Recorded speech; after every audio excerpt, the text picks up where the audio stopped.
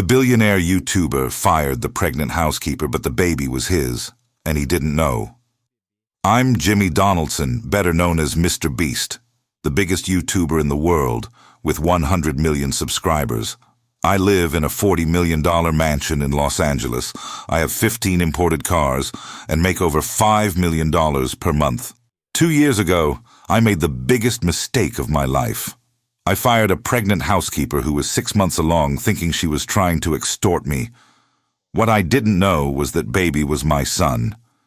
And when I discovered the truth, it was already too late. She had completely disappeared, and you won't believe what I had to do to find her and my son. 2 years ago, I was 26 years old, and at the peak of my career, I had just hit 80 million subscribers on the channel. I made extreme challenge videos donating millions of dollars, building houses for poor people. It was the type of content that always went viral. I worked 16 hours a day filming, editing, planning new videos. I had no time for serious relationships, no time for anything that wasn't work. I lived alone in a giant mansion in Beverly Hills with panoramic city views. I had only 3 employees, a housekeeper, a driver, and a security guard.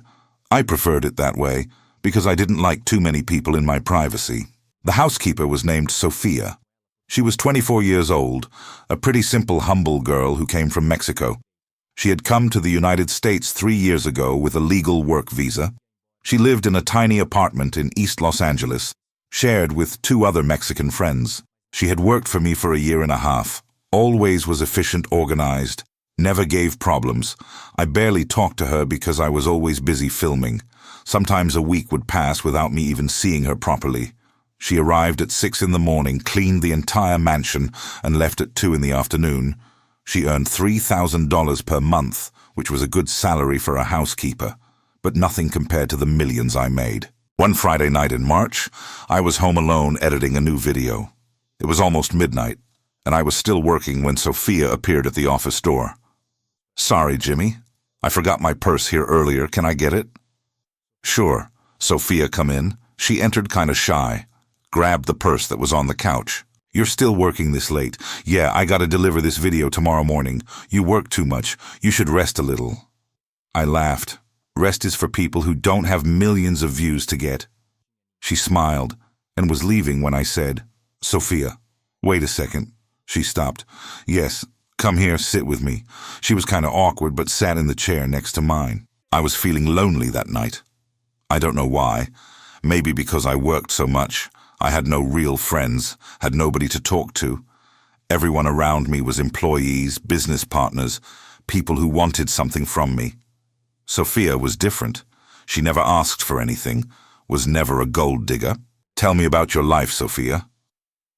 How's it living here in the United States away from family?" She hesitated a bit. "It's hard, Jimmy. Sometimes I miss my family in Mexico a lot. My mom, my dad, my siblings. But I came here because there was no opportunity there. I worked in a factory earning $50 a week. Here I earn much better, can send money to my family. You're brave coming alone to another country. I had no choice. Either I stayed in poverty or I tried for a better life." We stayed talking for 2 hours about everything. She told me about her childhood in Mexico, about how she crossed the border legally with a work visa, about her dreams of one day having her own house. I told her about how I started the channel, about the challenges of being a famous YouTuber. It was the first real conversation I had in months. When I looked at the clock, it was 2 in the morning. "Wow, Sophia. Sorry I kept you up so late." "It's okay, Jimmy. It was good talking to someone real. I enjoyed it too." She got up to leave, and when she passed by me, our eyes met. There was something in that moment, a connection I didn't expect. Before I realized, I was kissing her. We kissed right there in the office. It was intense, it was passionate, it was unexpected. One thing led to another, and we ended up spending the night together. The next morning when I woke up, she had already left. She left a note saying thank you for the special night. I was confused because I didn't know if that had been a mistake or not. I decided it was better to forget and move on. After all, I was her boss, and that shouldn't have happened. In the following days, we acted as if nothing had happened. She continued cleaning the house, I continued filming videos, but every time we crossed paths, there was tension in the air. 3 weeks after that night, Sophia came to talk to me. Jimmy, I need to talk to you about something important. Sure, Sophia. What is it? She took a deep breath nervously. I'm pregnant. I was paralyzed, not knowing what to say. Pregnant. Yes. I found out yesterday. I took 3 tests. All came positive. And I'm the father. You're the only man I've been with in the last months. I felt my world collapse because this wasn't in my plans. I was 26 years old at the peak of my career, didn't want a child now. Sophia, look, I'm not ready to be a father. I know it wasn't planned, but it happened. What do you want to do? I don't know yet, I'm confused too. Do you want to have this baby? She touched her belly still without any volume. I was raised Catholic, I don't believe in abortion, so you're gonna have it. Yes, I'm gonna have it. I ran my hand through my hair, desperate. Sophia, this is gonna complicate my life a lot. Complicate your life. She repeated, offended. Complicate my life too, Jimmy. I'm poor. I work as a housekeeper, barely earn to support myself. I'm not talking about that, I'm talking about my career, my public image. Your public image, she repeated with growing anger. You're worried about your image while I'm gonna have to raise a child alone. I didn't say you're gonna raise alone. I'll help financially. Help financially. You think a child is just money, Jimmy. I'm not saying that, but I can't publicly assume I have a child with my housekeeper. Understand how this is gonna look bad? Look bad for who, for you or for me? For me, Sophia, my career depends on my image. Sophia started crying. I thought you were different, Jimmy. I thought you cared about people. I care, but I have to think about my work. Your work is more important than your son, she yelled. It's not that you're not understanding. I understand perfectly. You're ashamed of me. I'm not ashamed of you. You are. Yes, because I'm poor, because I'm Mexican, because I'm just your housekeeper, Sophia. Don't twist my words. No need to twist, the words are so clear. Look, let's do this. I'll pay you everything you need during pregnancy after the baby's born. I'll give you a good amount for you to take care of him. And you? What about me?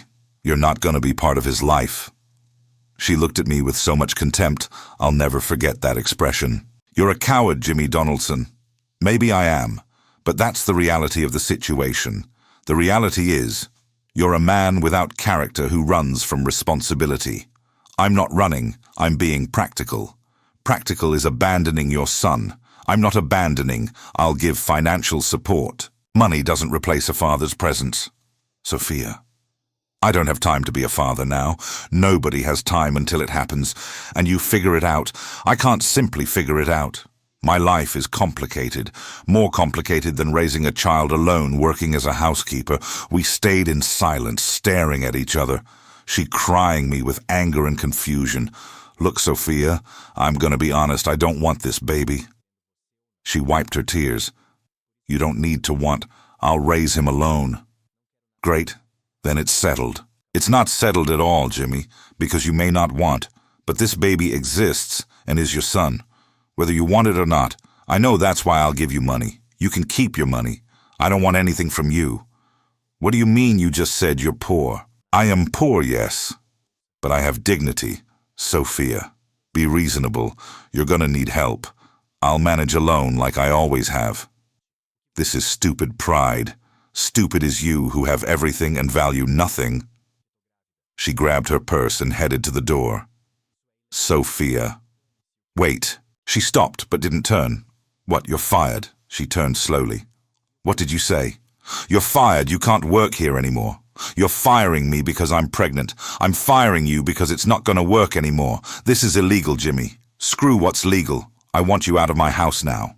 Sophia left slamming the door, and I stayed there thinking I had done the right thing. In the following days, I tried to focus on work and forget that whole situation. But something inside me wasn't right. Every night, I dreamed about Sophia pregnant, struggling alone. But my pride wouldn't let me go back. 2 weeks later, my lawyer called me.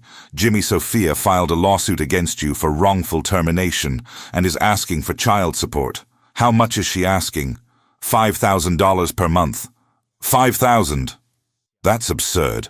Actually, it's a reasonable amount considering your income. I'm not going to pay that. You're going to have to pay Jimmy, it's your son. How do I know it's my son? She might be lying.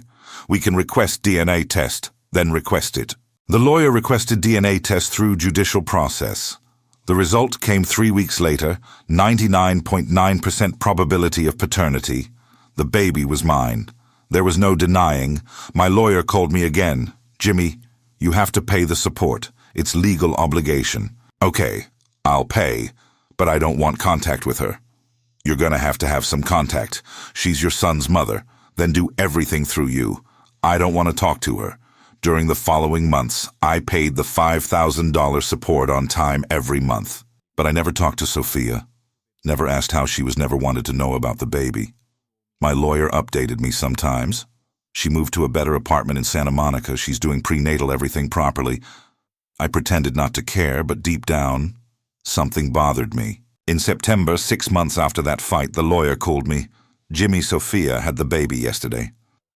I felt something strange in my chest. Is it a boy or girl? Boy, she named him Daniel. Daniel, I repeated the name. She wants to know if you want to meet him. I don't want to. Are you sure, Jimmy, it's your son? I'm absolutely sure I don't want involvement. The lawyer sighed. As you wish, I'll communicate to her. I hung up the phone and tried to continue working, but couldn't stop thinking that now I had a son in the world. A son I was never gonna meet.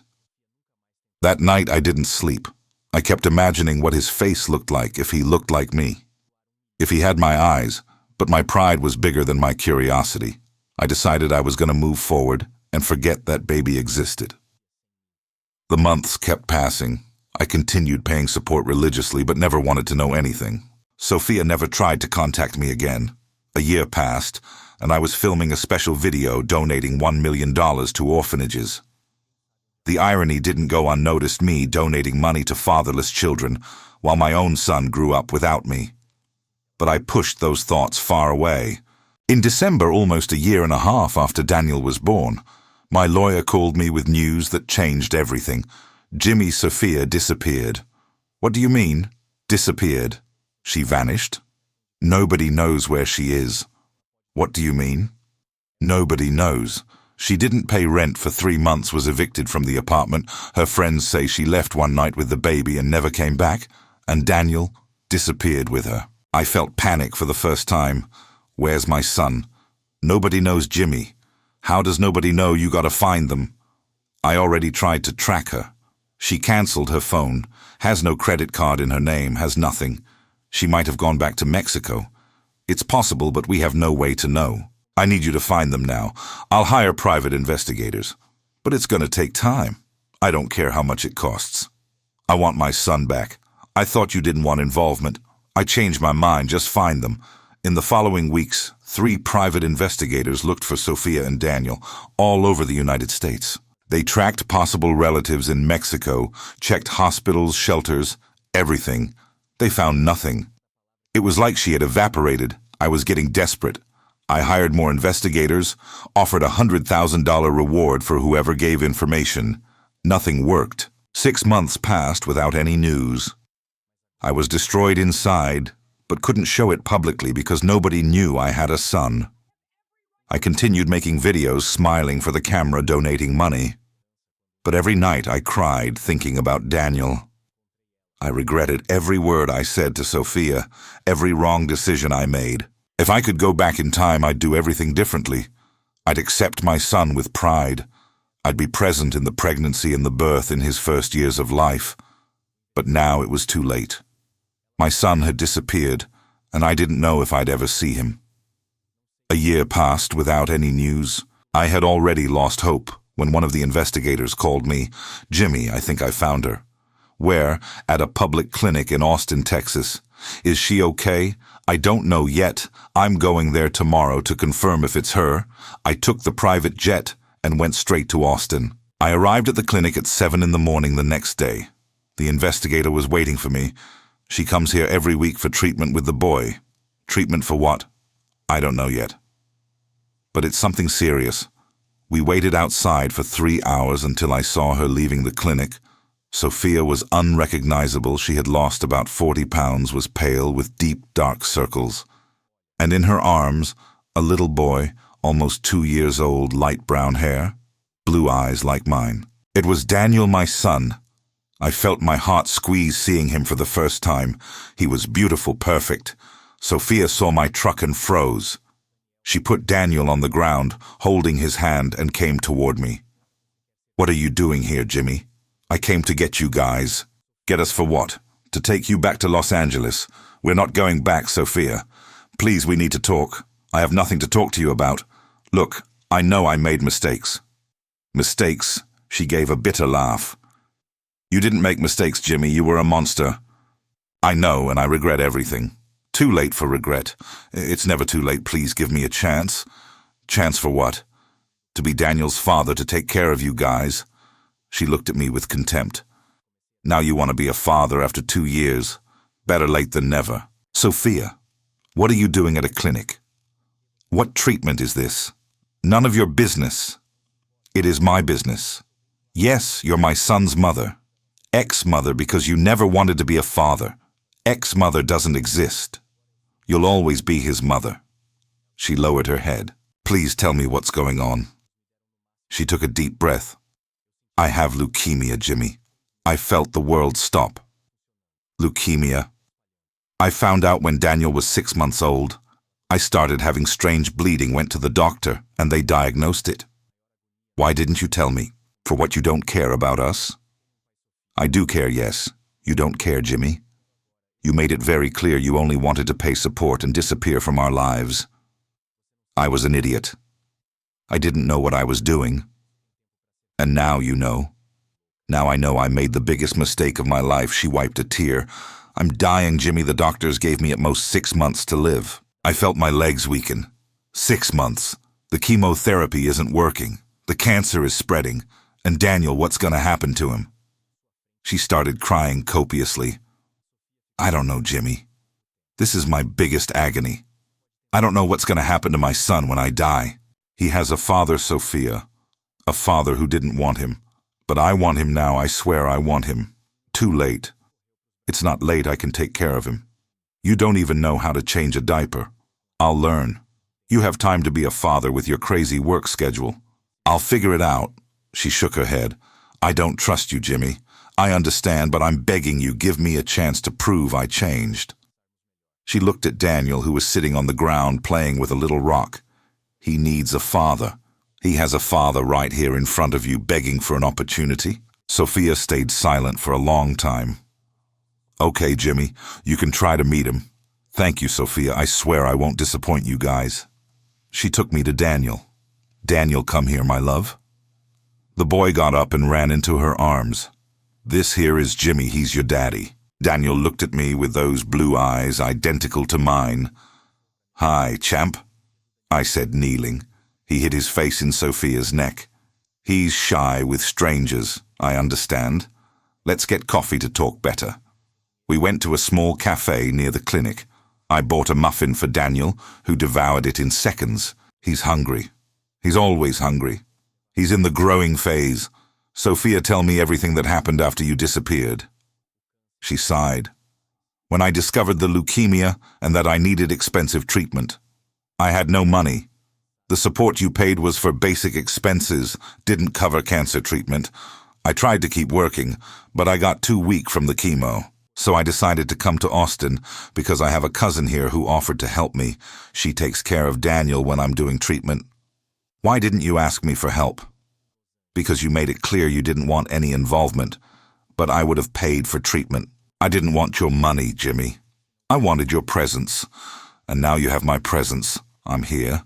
Too late, I'm dying anyway. Don't say that I'll take you to the best doctors in the world. It's no use, Jimmy. I've already consulted several. The cancer is too advanced. There has to be some experimental treatment. Something. Maybe there is. But I'm tired of fighting. Don't give up for Daniel." She looked at her son eating the muffin. "It's for him. I'm fighting, but my body can't take it anymore." "How much time do you have exactly?" The doctor said, 3 to 6 months, maybe less. "I want you to come live with me in Los Angeles. Live with you. Yes, I'll hire the best doctors. I'll pay for all possible treatments. And if it doesn't work, at least you'll be comfortable and Daniel will be safe." She hesitated. "I don't know, Jimmy. Please, Sophia, let me do this for you guys. And after I die, what happens? I'll take care of Daniel. I promise I'll be the father he deserves. You gonna assume him publicly? I'll assume to the whole world he's my son, and I'll be proud of it." She dried her tears. "Okay, Jimmy, we accept. Thank you for giving me this chance. Just don't disappoint me again, please. I won't disappoint ever again." That same day, I put them on the jet, and we went back to Los Angeles. I set up Sophia and Daniel in a huge suite in my mansion with everything they needed. I called the best oncologist in Los Angeles and scheduled an appointment for the next day. The doctor examined Sophia and ordered new tests. The results came a week later. The leukemia is very advanced. It's already reached other organs. Is there treatment? There's an experimental treatment that might prolong her life for a few months, maybe a year. How much does it cost? $100,000 per month. I'll pay whatever it takes. The doctor looked at me serious. I need to be honest with you. The chances of cure are minimal, but there is a chance. Less than 5%. Then let's try that 5%. Sophia started the experimental treatment immediately. They were very strong drugs that left her very debilitated. But she endured strongly for Daniel. I started spending time with my son for the first time in his life. At first he was scared of me, didn't know me, but little by little I was gaining his trust. I played with him with cars, with Legos, with ball. I read stories before bed. I gave baths, dressed, changed diapers. I learned everything from scratch and discovered being a father was the best thing in the world. 3 months passed and Sophia was responding well to treatment. The doctors were impressed. "Seems like we have a miracle here," the doctor said. "The leukemia didn't regress but stopped advancing." How much time does she have now? If it continues like this, maybe 2 years. 2 years was little, but it was better than 6 months. I decided I was going to enjoy every second of those 2 years. Sophia was also different with me. The anger had passed. She saw the effort I was making with Daniel. One night after putting Daniel to bed, she came talk to me. "Jimmy, I want to thank you for everything you're doing. You don't need to thank. It's my obligation. It's not obligation. You could have continued ignoring us. I was an idiot, Sophia. I'm sorry for everything." She sat next to me on the couch. "I forgive you, Jimmy. I see you truly changed. I changed. Yes, Daniel changed my life. He's special, right? He's the best gift I ever received." She smiled. "Never thought I'd hear you say that. Me neither. But it's true. You know, Jimmy, I always loved you since that first night." I looked into her eyes. I loved you too. Sophia just didn't know how to admit it. And now I admit it. And I want you to know I love you and I love our son. She started crying. "I love you too, Jimmy. I always loved you." I kissed her right there on the couch. It was different from the first time. There was real love. There was future. There was family. That night we slept hugging for the first time in 2 years. In the following months I announced to the world I had a son. I posted Daniel's photo on social media. The fans went crazy. Some were shocked, others happy. There were criticisms too, people saying I had hidden an illegitimate child. But I didn't care because I had my family, and that was all that mattered. I proposed to Sophia a month later. She accepted crying. We got married in a small ceremony, just with close friends and family. Daniel was our 2.5-year-old ring bearer carrying the rings. It was the happiest day of my life, after the wedding life became perfect. I woke up every day with my wife next to me, and my son jumping on the bed, family breakfast, playing in the yard, filming videos with them. It was everything I always wanted but didn't know. Sophia continued treatment and continued stable. A year passed since I found them again. Daniel was 3 years old now, talked non-stop. Was a beautiful, happy child. Sophia was doing well too. Treatment was working beyond expectations. The doctors didn't understand how she was surviving so long. One day she woke up feeling very sick. "Jimmy, I'm not feeling well." "What are you feeling?" "A lot of pain in my chest and belly." I took her to the hospital running. They did tests, and the doctor came with the news. The leukemia came back advancing, and this time very aggressive. How much time does she have? Weeks, maybe days. No, it can't be. She was doing so well. Sometimes the body endures as much as it can and then gives up. Is there anything we can do? Make her comfortable is all we can do now. Sophia was admitted to the ICU. I didn't leave her side, not even 1 second.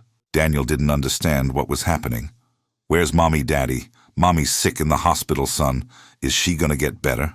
I didn't know what to answer. 5 days later, Sophia went into a coma. The doctors said it was a matter of hours. I held her hand and said everything that was in my heart.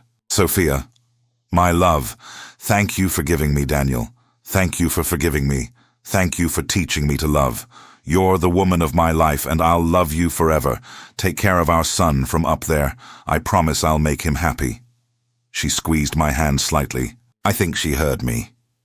2 hours later, she passed away. She was 26 years old. I cried like I had never cried in my life. I had lost my wife, my love. The funeral was 3 days later. Hundreds of people attended. Daniel didn't understand that Mom wasn't coming back. Daddy, where's Mommy? Mommy went to heaven, son. When is she coming back? She's not coming back, my love. She became a little star. I want to see Mommy. Me too, son, me too. The following months were the hardest of my life, taking care of Daniel alone, working, dealing with grief. There were nights I thought about giving up on everything. But I looked at Daniel and knew I needed to be strong for him. He needed me. 1 year after Sophia's death, I created a foundation in her name, the Sophia Foundation, that helps single mothers with cancer. We invested millions in leukemia research. We helped hundreds of families every year. It's my way of honoring her memory. Daniel is 5 years old now. He's an incredible child, intelligent, affectionate. He has his mother's eyes and my smile.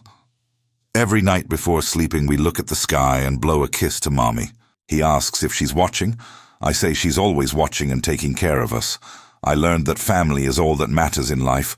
Money, fame, views, none of that is worth it if you don't have someone to love.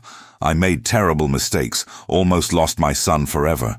But destiny gave me a second chance. And this time, I didn't waste it.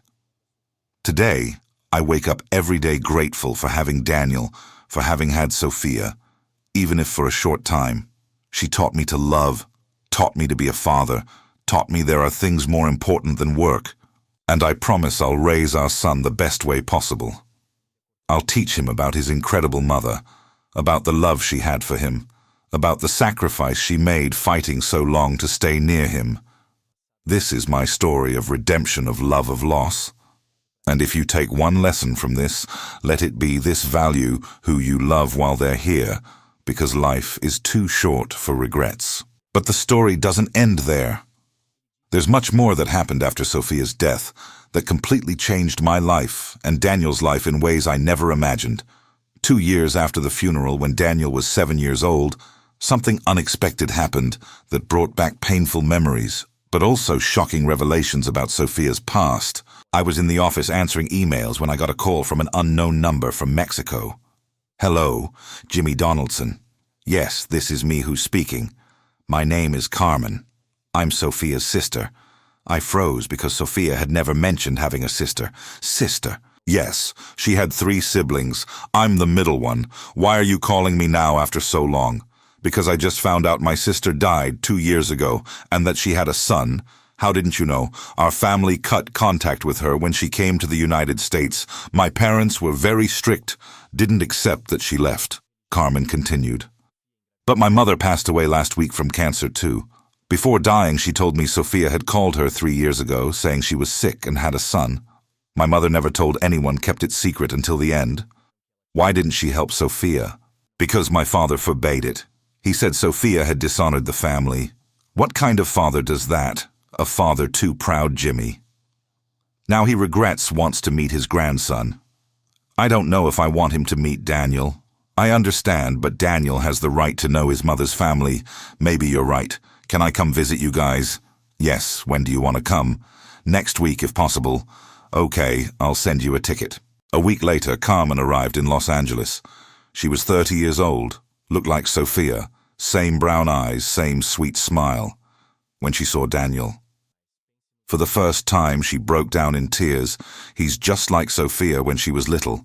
She hugged Daniel, who didn't understand who this crying woman was. During dinner, Carmen told me more about Sophia's family.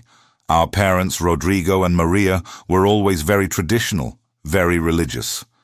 When Sophia got pregnant with you without being married, they were furious. But she didn't tell them. She did, yes. She called when she was 3 months pregnant asking for help. And what did they say? They said she had brought shame to the family, that she wasn't welcome in their house anymore. I was shocked. How can they do that to their own daughter? It's their culture, Jimmy, very traditional, very closed. Sophia must have suffered a lot. She did, yes.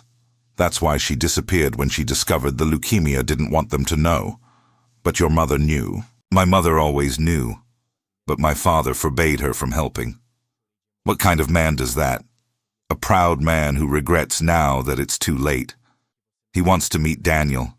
Yes, wants to a lot. He's regretful of what he did. Carmen? I don't know if I'm ready to forgive him. You don't need to forgive, but think about Daniel. He deserves to know his grandfather. I'll think about it.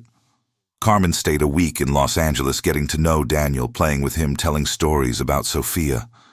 It was good for Daniel to know more about the mother he barely remembered. Before leaving, Carmen gave me a box. What's this? These are letters Sophia wrote to you but never sent. Letters. I found them in her apartment in Austin when I went to get her things. I opened the box, and there were about 20 letters all addressed to me. When did she write this? During pregnancy and Daniel's first months. You should read them. Jimmy, you'll understand a lot. That night after putting Daniel to bed, I started reading the letters. The first was from when she was 3 months pregnant. Dear Jimmy, I know you don't want to know about me, but I need to tell you how I feel. Today, I felt the baby move for the first time. It was magical. I cried with emotion, imagining how it would be if you were here with me to feel it too. I know you don't want this baby, but I already love him more than anything. Every night I talk to him, tell him he has an incredible father, even though that father doesn't want to meet him yet. I continued reading the other letters, each one breaking my heart more. The second letter was from the 4th month of pregnancy. Jimmy, today, I went to the doctor to hear the baby's heartbeat for the first time. It beat so strong so fast. The doctor said, it's a boy, I'm going to name him Daniel after my grandfather. I wish so much you were there with me, but I respect your decision not to get involved. I just want you to know your son is healthy and loved. The third letter was from the 6th month. Jimmy, today Daniel kicked so hard it hurt. I think he's going to be a soccer player. My belly is huge, I can barely work, but I need the money. The support you pay helps a lot. Thank you for that. At least you fulfill that part. Sometimes I imagine what it would be like if we were a real family, you, me, and Daniel. But I know it's just fantasy. You made clear you don't want that. The 4th letter was from the 8th month. Jimmy, I'm so scared of childbirth. What if something goes wrong? What if I die? Who's going to take care of Daniel? I made a will leaving him to my parents, even knowing they abandoned me because I have nobody else. You don't want him, so I can't leave him to you. I pray every day that everything goes well, that I can raise my son alone and give him the life he deserves.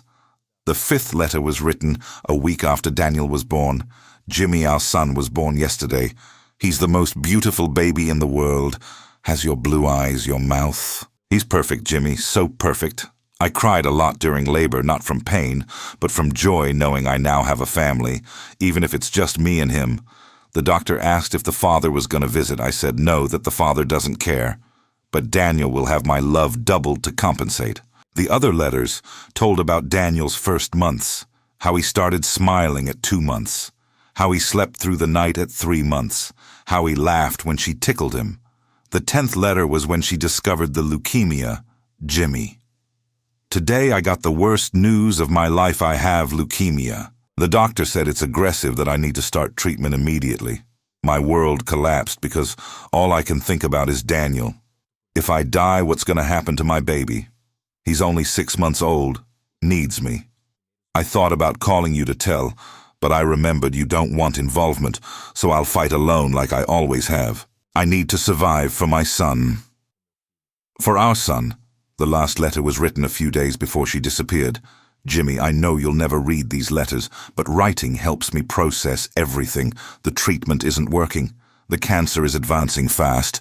I decided to go to Austin live with my cousin Maria. She offered to help with Daniel when I can't anymore. I'm gonna disappear from your life completely. Don't want you to feel any obligation to help. I've accepted I'm gonna die, and Daniel will be orphaned. I wrote a letter for him to read when he grows up, telling about you, about us, about how we met.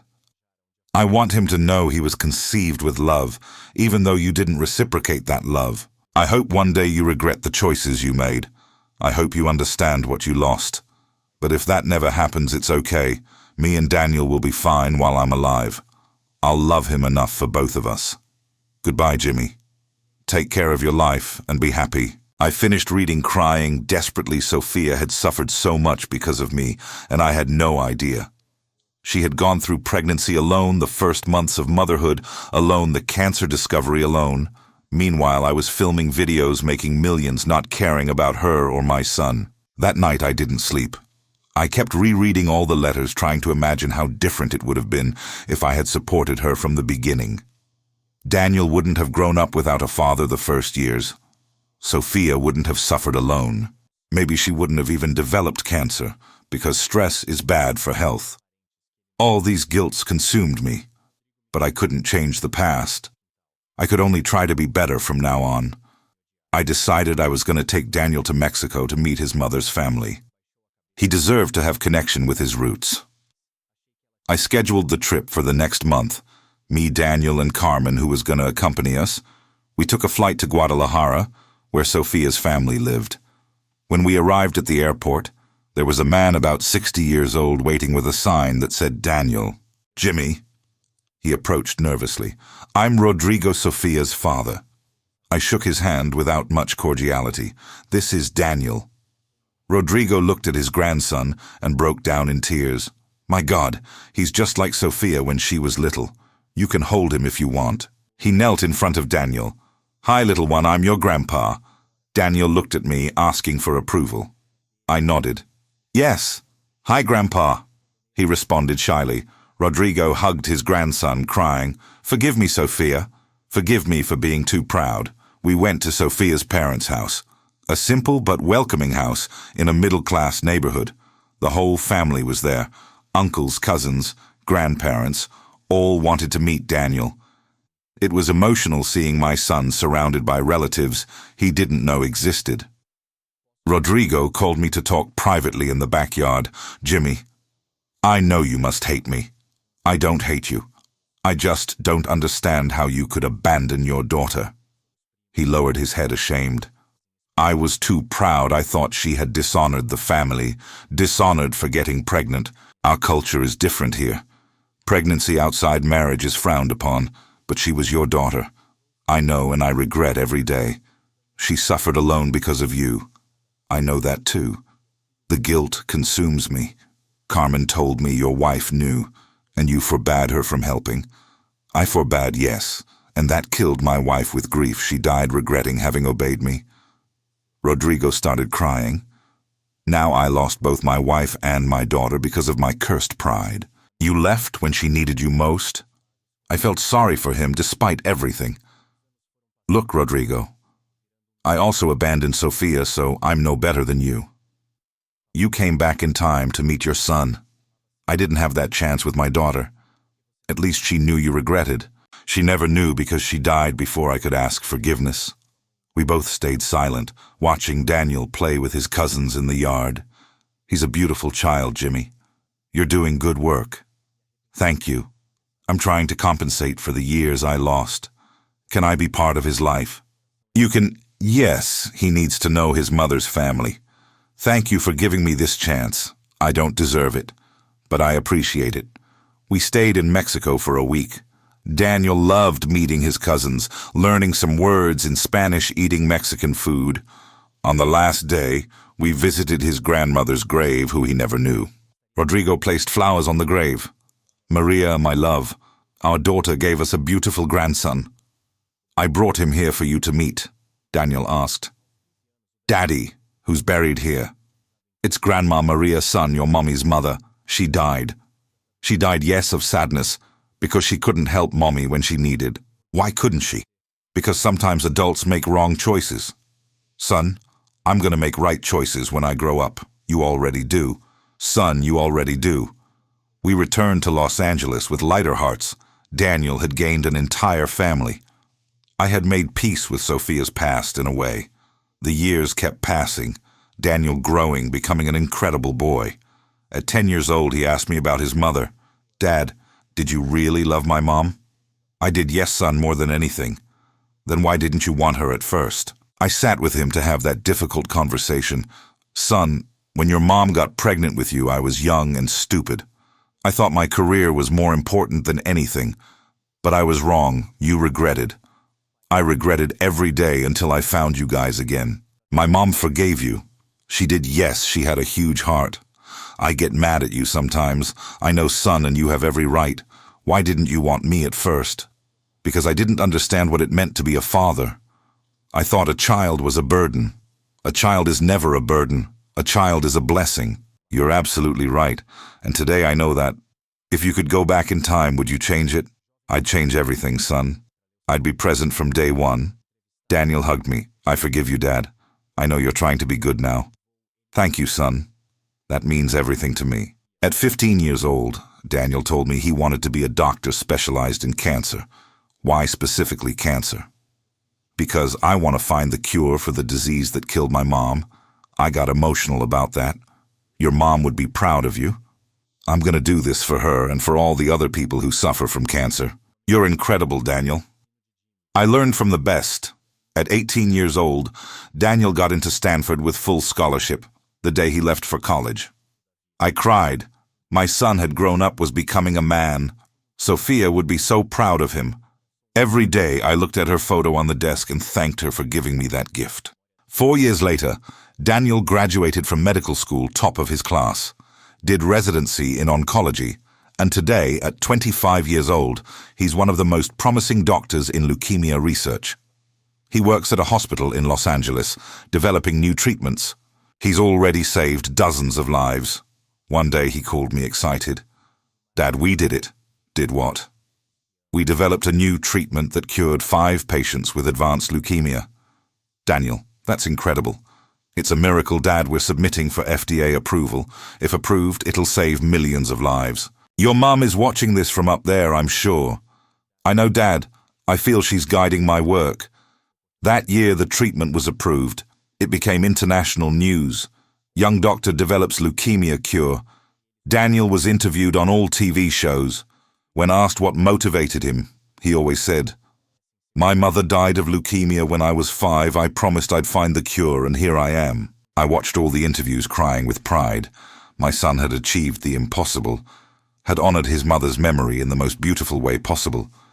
Today, Daniel is 28 years old, is married, has 2 twin children, a boy and a girl.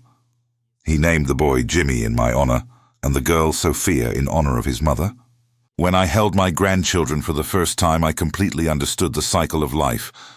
I had been an absent father at first, but I redeemed myself. I was a present father for Daniel, and now I'm a present grandfather for my grandchildren. The Sophia Foundation I created in her memory has helped over 10,000 families. We invested $50 million in cancer research. We built 3 hospitals specialized in leukemia treatment. All this because an incredible woman taught me what true love is. Today, at 45 years old, I look back and see the whole journey, the mistakes I made, the redemption I conquered, the wonderful son I raised, the grandchildren I love. All this happened because Sophia forgave me, gave me a second chance. She could have disappeared forever with my son, but she came back when she was dying because she knew Daniel needed a father. That was the last gift. She gave me the opportunity to be a father, and I took advantage of every second of that opportunity. I was for Daniel the father I wasn't in the first 2 years. I compensated for lost time, doubled. I taught him about respect, about love, about family, but mainly, I taught by example, showing everyone deserves a second chance. Nobody's perfect. What's important is recognizing mistakes and trying to be better. Sophia and my story is a story of love, of loss, of redemption. She loved me when I didn't deserve, forgave me when I didn't deserve, gave me the greatest gift anyone can give a child, our son Daniel. And this son grew up to be an incredible man who saves lives, who honors his mother's memory, who's better than I ever was. If you're hearing this story and have a son, you don't know a son you abandoned. It's still time to change. Find that child. Ask forgiveness. Try to be present, even if late, because a child will always need a father, no matter the age. And if you're the child who was abandoned, know it wasn't your fault. Adults make wrong choices, but that doesn't diminish your value. You're loved. You're important. You deserve everything good in this life. I learned this the hardest way possible, losing precious years with my son. But I learned and I changed, and today I live in peace knowing I gave my best. Sophia taught me love is about sacrifice, about forgiveness, about giving chances. And I carry these teachings with me every day. When I look at my grandchildren, I see Sophia's face in them. I see her legacy continuing. She's not here physically anymore, but she's present in every achievement of Daniel's, in every patient he saves, in every life we touch through the foundation. This is my story of how I almost lost everything because of pride and stupidity, of how an incredible woman saved me with her love, of how a son transformed me into a better man.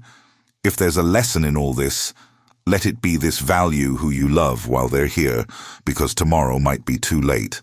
Don't make the mistakes I made. Don't let pride stop you from loving. Don't abandon those who need you. Be present. Be a father. Be a mother. Be a grandparent. Be real family. Because in the end, when everything passes and you look back, the only thing that'll matter is how many lives you touched, how much love you gave, how much difference you made. Money ends, fame passes, but the love you plant continues growing in the next generations. Daniel plants love in his patients. My grandchildren will plant love in their children. And all this started with a brave housekeeper who decided to have a baby alone, even knowing it would be hard. She could have given up, could have aborted, could have hated me for the rest of her life, but she chose love, chose forgiveness, chose to give chances. And for that, I'll be eternally grateful. Thank you, Sophia, for giving me Daniel. Thank you for forgiving me. Thank you for teaching me what really matters in life. You were my teacher, my love, my redemption. And I promise I'll continue honoring your memory until my last day, taking care of our son, our grandchildren, all the families the foundation helps. Your legacy will live forever through all the lives we save, all the families we help, all the love we spread. Rest in peace, my love. You fulfilled your mission here on earth. Now you can rest, knowing you left the world better than you found it. And I'll continue your mission until we meet again. Until then, I'll live each day with purpose, with love, with gratitude. Because that's what you taught me, and that's how I'll honor you. But there's one last chapter of this story I need to tell, because it closes everything in a way even I didn't believe. When it happened, it was 10 years after Sophia's death, when Daniel was 15 years old. And something unexpected completely changed our understanding of everything that had happened. I got a call from a woman who said she had important information about Sophia. My name is Teresa. I was Sophia's best friend when she got pregnant. I remember you, Sophia, mentioned a friend named Teresa. Yes, we were inseparable since we were kids in Mexico. Why are you calling me only now? Because I just discovered something that changed everything I thought about that time. What kind of thing? I prefer to talk in person. Can I come visit you? Yes, when do you want to come? Next week, if possible. Okay, I'll send you the ticket. A week later, Teresa arrived in Los Angeles. She was about 38 years old, black hair, brown eyes, serious expression. We sat in my mansion office, and she took out a yellow envelope from her purse. Jimmy, what I'm going to tell you will change everything you think about that time. I'm ready, you can speak. You remember Sophia told you she called her parents asking for help, and they rejected her. I remember, yes. Lie, she never called her parents. What do you mean, never called? Sophia asked me to call pretending to be her because she was scared to call personally. And what did her parents say? They said exactly the opposite of what she told you. Explain better, please. When I called Sophia's parents, passing as her, and told about the pregnancy, you know what they said? What? They said she could come back home whenever she wanted, that they'd help with everything she needed, that they loved her. I was shocked, not believing. But Sophia said they rejected her. She lied, Jimmy. Her parents begged her to come back. Why would she lie about that? Because she loved you too much. I don't understand. Sophia knew if she went back to Mexico, you'd never look for her. Physical distance would turn into emotional distance, and you'd never meet your son. But I made clear I didn't want the baby. Exactly. That's why she decided to stay near you. She believed if she stayed in Los Angeles eventually, you'd change your mind. So she chose to struggle just to stay near me. Exactly chose to suffer alone instead of going back to her parents' house comfort. I didn't know that. Nobody knew Jimmy, only me, because I was the one who made the call for her. But there's more, continues Teresa. When Sophia discovered the leukemia, she also lied about that. Lied how? She discovered the disease when she was 4 months pregnant, not when Daniel was 6 months old, like she told you. She knew she was sick since pregnancy. She knew, yes, the doctors had already diagnosed and given her 6 months to live. 6 months. But if she found out when she was 4 months pregnant and the doctor gave her 6 months, that means she was gonna die before Daniel was born. Exactly, she knew she wasn't gonna see her son grow up. Then why didn't she tell me? Because she knew you'd assume the baby out of pity, and she didn't want that. She preferred I didn't know, and she died alone. No, Jimmy, she had a different plan. Teresa opened the envelope and took out several medical documents. These are Sophia's medical records from pregnancy time. I read the documents with trembling hands. Leukemia diagnosed in 4th month of gestation, terminal prognosis. 6 months to live treatment, contraindicated during pregnancy.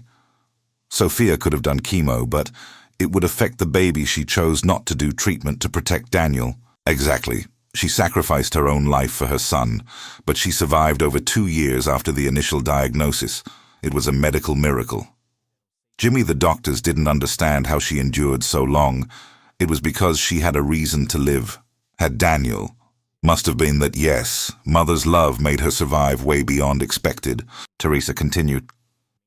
But there's one last thing you need to know. What else could there be? When Sophia knew she was gonna die, she wrote a letter to Daniel and asked me to give it to him when he turned 15. He's already 15. Has this letter been delivered? Not yet. She asked me to give it personally, but I lived in Mexico and only now could come. Where's this letter? It's here. She gave me the sealed envelope addressed to Daniel. Can I read it before giving it to him? I think. Better not, Jimmy. It's something between mother and son. You're right. I'll give it to him tonight. Teresa left, and I stayed holding that envelope, thinking about the sacrifice Sophia had made. She had lied about her parents to stay near me, had hidden the severity of the disease so I wouldn't assume Daniel, out of pity, had sacrificed treatment to save the baby. Every decision of hers had been thinking about her son, thinking about me. And I had been a coward who didn't deserve any of that. That night I called Daniel to the office. Son, I need to give you something. What is it, Dad? A letter your mom wrote to you before she died. He grabbed the envelope with trembling hands. Can I read it now? Yes, I'll give you privacy. No, stay here with me, please. I sat next to him, and Daniel opened the envelope slowly. There were 3 pages handwritten in Sophia's delicate handwriting. He started reading out loud.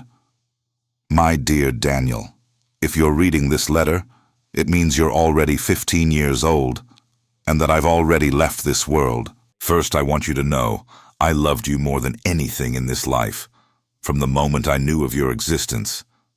You were my greatest gift, my reason to live my light in darkness. Second, I want to tell you some truths about me and your father that you need to know to understand everything. When I found out I was pregnant with you, I also found out I was very sick. The doctors gave me 6 months to live and said treatment could hurt you. I had to choose between my life and yours, and I chose you without hesitating 1 second. Daniel's voice started failing, but he continued reading. I knew I probably wasn't going to see you grow up, but at least I'd give you the chance to live. I decided to stay in Los Angeles near your father, even knowing I was going to suffer because I had hope he'd change his mind. I lied to my parents saying they rejected me when actually they begged me to come back. I did this because if I went back to Mexico, your father would never meet you, and you deserve to have a father. Even if he didn't want you at first. Every decision I made was thinking about you, my love about giving you the best life possible. When you were born, it was the happiest day of my life, even knowing my days were numbered. Every second with you was worth all the years I wasn't gonna live. Daniel stopped reading. Crying, I was crying too, he continued. I know your father told you he found me when you were 2 years old. But what he doesn't know is I always knew where he lived. I always watched his videos, always followed his life waiting for the right moment to appear. When I realized my end was coming, I decided to go to Austin so he wouldn't find me, because I was afraid he'd assume you out of pity. But destiny had other plans. He found me anyway. And this time he had changed, had become the man I always knew he could be. The last months of my life were the happiest, because we finally had a family. You, me, and your father. Every suffering, every tear. Every difficult moment was worth it because in the end, I had everything I always wanted. Now I want to ask you some things. My son, take care of your father because he loves you, even though it took him time to discover that. Forgive him for the mistakes he made because everyone deserves a second chance. Live your life with purpose. Make a difference in the world. Help people. Be a man of character, of honor, of love. And never forget that wherever I am, I'll always be taking care of you, my greatest masterpiece, my eternal love, my beloved son. With all the love in the universe, your mother, Sophia. Daniel finished reading and broke down crying in my arms. Dad, she sacrificed everything for me. She did, yes, son. Your mother was an angel. She lied to her parents, stayed away from family, went through hardship, all this for me. She loved you more than her own life. I don't deserve so much love. Everyone deserves, son. Your mother saw in you what everyone should see, a miracle. Daniel wiped his tears. Now I understand why she never complained, never showed anger at you. She had a bigger plan we didn't understand. Exactly, she was playing chess while everyone played checkers. I'm gonna honor her, Dad. I'm gonna be the best man I can be. You already are, son. You already are. That day, something changed in Daniel. He gained a maturity he didn't have before. He understood his mother's sacrifice and decided to live up to that sacrifice. In the following years, he dedicated himself even more to studies, even more to medicine. When he got into Stanford and chose oncology, I knew it was because of the letter. He wanted to honor his mother's sacrifice by saving other people. And he succeeded years later, developing that revolutionary treatment. Today, when I see Daniel saving lives, I understand Sophia didn't die in vain. She planted a seed that grew, became a strong tree that gives fruits that feed thousands. Each patient Daniel saves is a fruit of the tree. Sophia planted. Each life we touch through the foundation is part of her legacy. She only lived 26 years, but her impact will last forever. That's true immortality, not living 100 years, but living in a way that your love continues after you leave. I also learned we judge people by actions, but don't know the motivations behind them. I thought Sophia had told me lies about her parents out of pride, when actually it was out of love. I thought she had hidden the disease out of fear, when actually it was strategy. Every decision of hers had a bigger purpose I didn't see. This taught me not to judge so quickly, to try to understand before condemning. Today, when I look at my grandchildren and tell the story of their grandmother, they never knew. I talk about sacrifice, about unconditional love, about the strongest woman I ever knew. They listen with wide eyes, imagining the heroic grandma who saved their father. And that's what Sophia was, a hero, not with cape and superpowers, but with courage and love. A hero who fought against death to give life, a hero who endured pain to give joy, a hero who sacrificed everything to give everything. The foundation today carries her full name, Sofia Martinez Foundation, and has a giant photo of her at the entrance of the main hospital. Under the photo, there's a plaque that says, "In memory of Sofia Martinez, who chose love above all."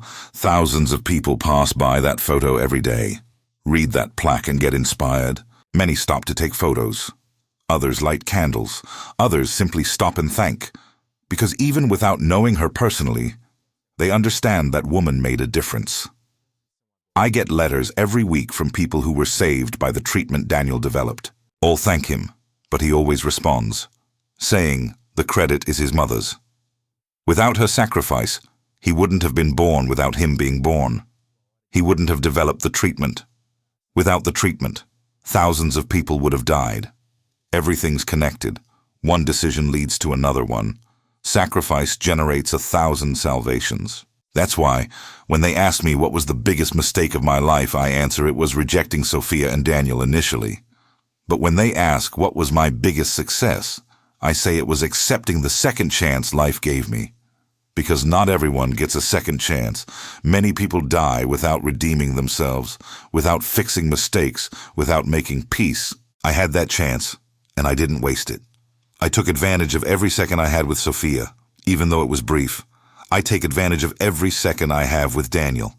And today, I live knowing I gave my best, that I compensated for past mistakes, that I honored the memory of who gave me everything. That's all I can do. That's all anyone can do. Recognize mistakes. Try to be better. Love intensely while there's time. Because time is limited for everyone. One day, we'll all leave. And when that day comes, the only thing that matters is the legacy we leave. Sofia's legacy is the lives saved through Daniel and the foundation. My legacy is having raised an incredible son who makes a difference in the world. Daniel's legacy will be all the patients he saved, all the doctors he trained, all the treatments he developed. And those saved patients will raise children who'll make a difference too. It's an eternal cycle of good that started with a brave housekeeper who decided to love, despite everything. So if you're hearing this story and identify in some way, if you've made mistakes, already hurt people, already made bad choices, know it's never too late to change. Find who you hurt. Ask forgiveness. Try to fix, even if it's hard. Don't let pride stop you from doing what's right. Don't let fear paralyze you. Don't let time pass, thinking there'll always be tomorrow, because tomorrow isn't guaranteed for anyone. Sofia was 26 years old and thought she had decades ahead. I was 26 too, and thought I could decide to be a father whenever I wanted. But life doesn't work like that. Life happens now. Decisions are now. Chances are now. So take advantage now. Hug your children now. Forgive your mistakes now. Love intensely now. Because this now is all we have, all we're sure of, all we can control. And when your time to leave comes, may you be able to look back and see a life well lived, full of love, full of purpose, full of meaning. May you be able to see proud children, happy grandchildren, positive legacy. May you be able to say, like Sofia could have said, every suffering was worth it, because I planted love that continues growing.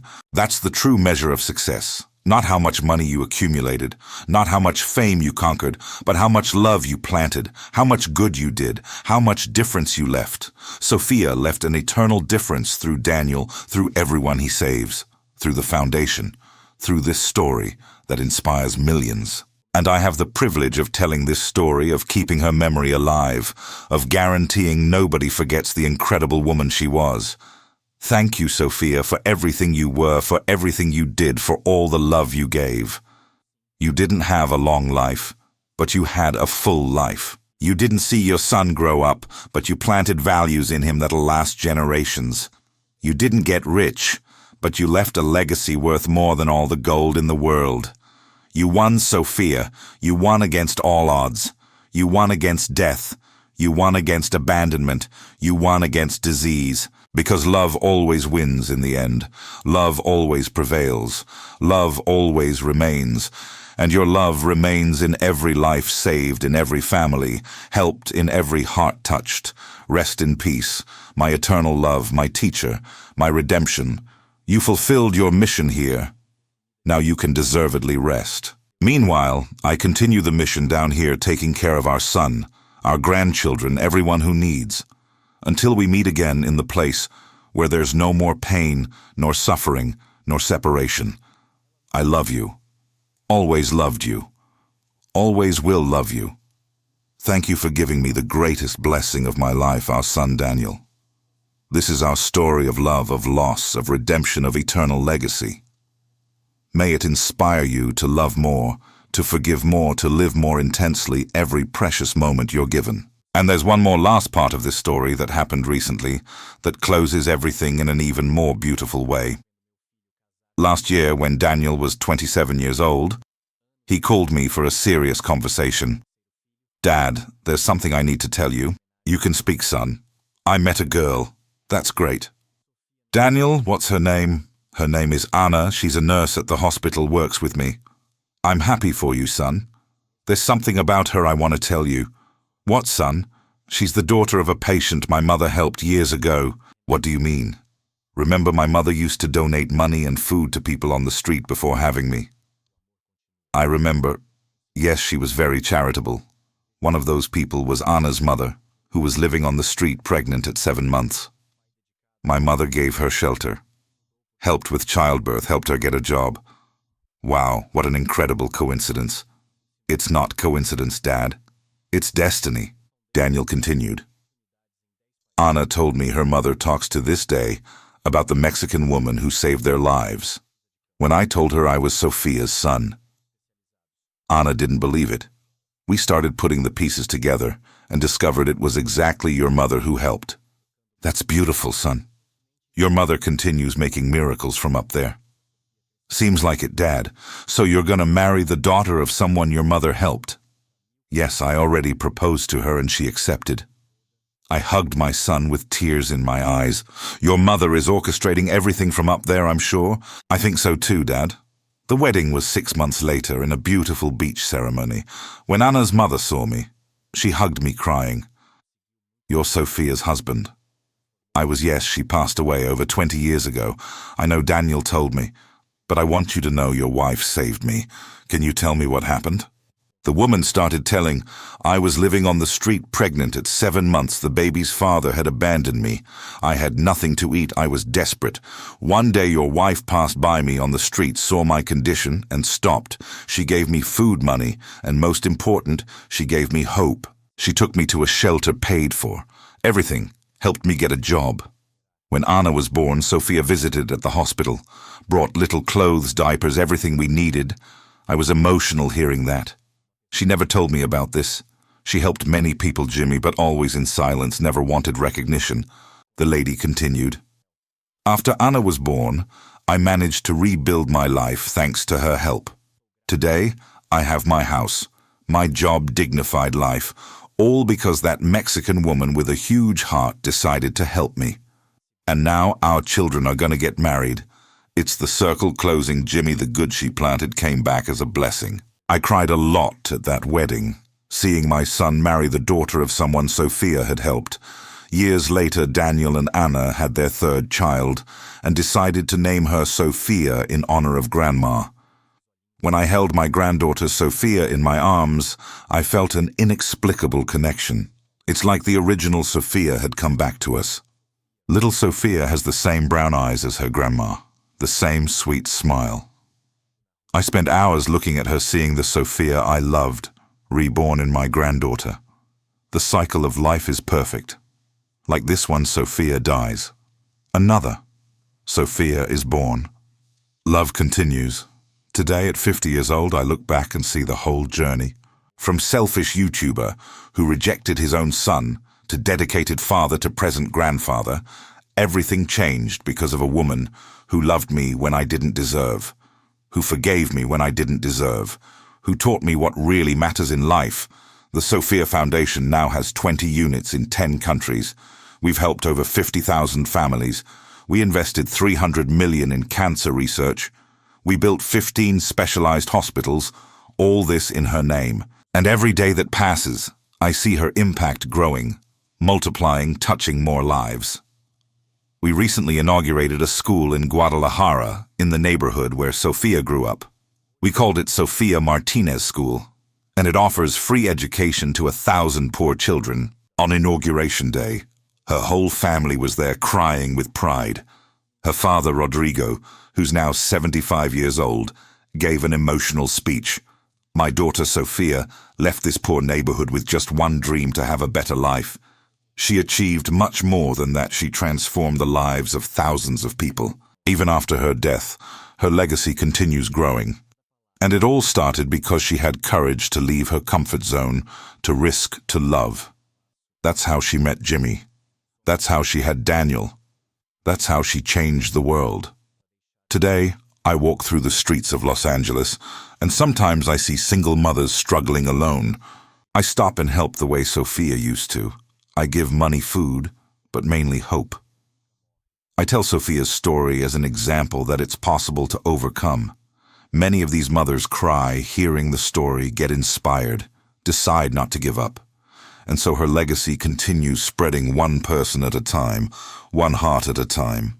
Sometimes they ask me if I'm angry about the time I lost with Sofia and Daniel.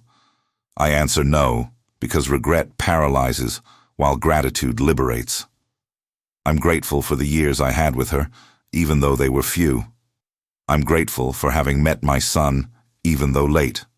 I'm grateful for every second, because every second transformed me. Today, I teach my grandchildren what Sofia taught me. That love is about sacrifice, about forgiveness, about giving chances. That family isn't perfect, but it's everything. That making mistakes is human, but insisting on mistakes is foolishness. I show them Grandma's photos, tell stories, teach her values. And I see in those little eyes the same kindness I saw in Sofia's eyes. DNA is strong, but values are even stronger. Little Sofia, at only 3 years old, already shows the same compassion as her grandma. The other day she saw a homeless man on the street and asked me to give him money. She's only 3 years old, but already understands about helping, about loving.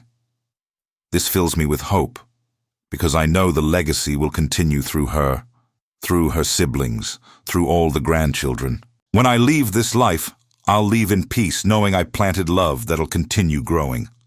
That my redemption was complete, that I compensated for mistakes, that I made a difference. I wasn't perfect, far from it, but I tried to be better every day, and in the end, that's what matters. Not perfection, but the sincere effort to improve. Sofia taught me that too, that nobody's perfect, that everyone makes mistakes. But what's important is recognizing and trying to fix. She herself made mistakes, lying about her parents, but did it out of love. I made mistakes rejecting her, but fixed it by becoming present. We're all imperfect, trying to do the best we can, and if we can plant more love than pain, more joy than sadness, more hope than despair, then we fulfilled our mission on this earth. Today, I look at the sky every night and talk to Sofia. I tell about the day, about the grandchildren, about the foundation's work. I know she's listening. I know she's proud. I know she's smiling.